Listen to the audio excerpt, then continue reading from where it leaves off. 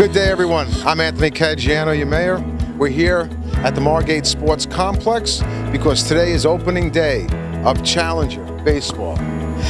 This is a special needs program, has been growing over the years, and it's critical that our special needs children have an opportunity to be out there and experience sports. Whether they're in a wheelchair, whether they're on crutches, they are taken care of by the amazing people who are here to help them dream their dream of playing baseball and being on a field.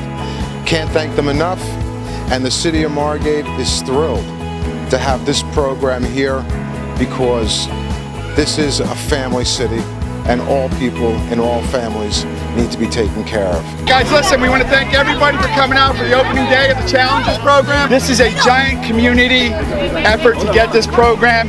And everybody, thank you for making this great day possible. Thank you. Enjoy your ice cream. Enjoy the rest of the day. And love Margate. We love Marlin. All right. 1, 2, 3. Hey!